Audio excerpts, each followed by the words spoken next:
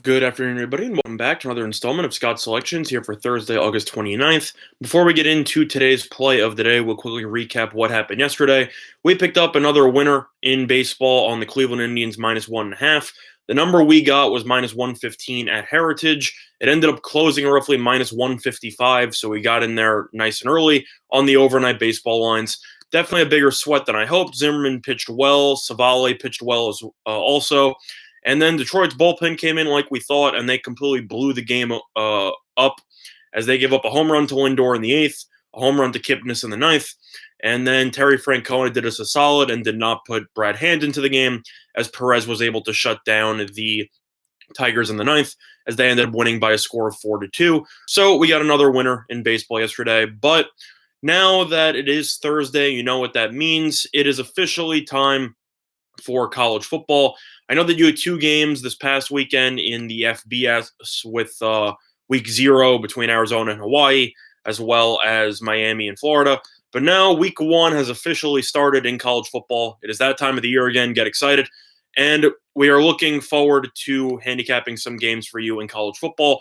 In terms of preseason, by the way, I know I usually give out some preseason plays or something. It is week 4, so nobody cares about the games. I'm personally going to skip those as you don't really know who actually cares about winning and who doesn't. So I'm personally going to skip the preseason games. However, the play of the day will not be on baseball despite the recent winning streak. How's it going, Jeff? In terms of the play of the day, we're going to be looking at a marquee matchup between the Georgia Tech Yellow Jackets and the Clemson Tigers. And Clemson, money's poured in on Clemson. They opened at roughly 33. They're up to 37. First half, they opened up at 22.5. They're up to 24 in most spots. And the total's also been bet up from about 57 to 61. And in the first half, from about 33.5 to 36. However, the play of the day is going to actually be on the Georgia Tech team total in the first half. And we are going to take the under 6, which is available at -105 on 5 dimes. Now, I know when you first hear that total, you were going to think, wow, that is really low. We lose on a touchdown. And the answer is, yes, we do. But I personally do not think that Georgia Tech will score a touchdown in the first half. And the main reason for that is due to the tremendous amount of turnover that the program is going through ever since the end of last season. So I'm going to dive into a quick summary of what's been going on with Georgia Tech. First of all, last season, they weren't that great. They ran the triple option as they usually do. However, their coach decided to retire, and they ended up hiring Jeff Collins from Temple, who has taken over as the coach of Georgia Tech. Now, the problem with that is that he has decided that Georgia Tech will not run the triple option anymore, that they have been known for running for the last, I don't even know how long, decade or two. So Georgia Tech has decided to switch to a spread offense, and this will be the first game they'll be able to implement that type of offense. And the only problem is they're facing off against the defending national champions, and Clemson is already in possession of one of the best defenses in the entire country. Georgia Tech, to make matters worse, they don't really have the talent to run the spread offense. The issue that you need, or the issue that you have to address, is the lack of accuracy with regards to quarterbacks. Last year, they used Tobias Oliver, who was pretty much a triple option specialist. He's supposed to be the backup. This year, they pretty much have not yet announced who will be starting, but it is rumored to be Lucas Johnson, who is going to make his first start of his career. And he's going up against Clemson in Clemson. I think that's not going to go well. Johnson missed all of last season with a foot injury. He has played quarterback in 2 college games in his career in mop-up duty, but now he has to start and face off against one of the best defenses in the country. Simply put, money's coming on Clemson because I think everybody knows that Clemson's going to win this game by about 50. Clemson should be dominating the entire game. I think Georgia Tech, even if they are able to move the ball slightly, I just think Clemson has better athletes. Clemson has are going to win every battle in the trenches. Clemson's offense is going to control the clock for the most part, as they're just going to be able to do whatever they want. Georgia Tech, the main issue that I have with them is just the fact that it's going to take some growing pains to learn a new system. There's pretty much a rule in college football. It usually takes 2 years or so to actually get the recruits you want and to implement a system that, starts to yield results. And I think that Georgia Tech against Clemson with a brand new offense, with a quarterback who has pretty much no experience, is definitely just an awful sign for the program. And I think Clemson's going to embarrass them. Now, I know some of you might be asking why I like the first half team total instead of the full game team total. And the main reason for that is I would not be surprised to see Dabo Swinney start to bench some of his starters later on into this game. Realistically talking, do you really need the likes of Trevor Lawrence and all those other people on offense, including some of their defensive stars, to play in the second half when your team's up 45 points? Probably not. So I would not be surprised to see Clemson start to slow it down a little bit in the second half in terms of offensive production. Georgia Tech should have the ball more in the second half, as Clemson will just look to run out the clock instead of running up the score on them. I think Clemson will win this game handily. I think the spread's pretty high, especially considering the fact that Clemson is going to be pulling all their starters. You could take the first half spread at 24, but realistically, I think if they're going to cover that, I simply think that Georgia Tech will not score. And I think Georgia Tech, on best case scenario, will kick a field goal. But I expect Clemson, with their just massive defensive line. I know they lost some key pieces in Furl as well as Dexter Lawrence. But at the same point, Lawrence was suspended for the playoff last year, and Clemson still dominated the trenches. I don't think it really matters. I think Georgia Tech will score 7 to 10 points in the entire game, and I think that will come in the second half after they can make some adjustments.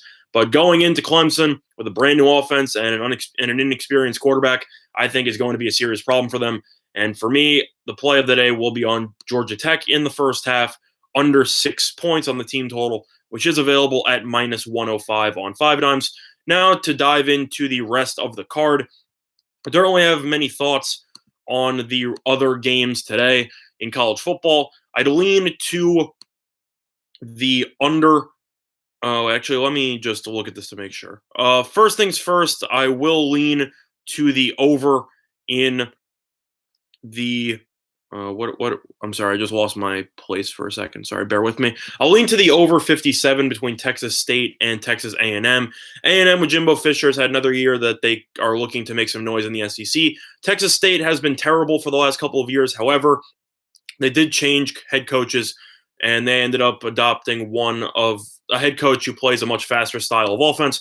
So I'd not be surprised to see Texas State try to pick up the pace a little bit. Will it do anything? Not really, but I think Texas A&M should score at least 40. I think Texas State should score probably around 14 or so. So I will lean to the over 57 in that one.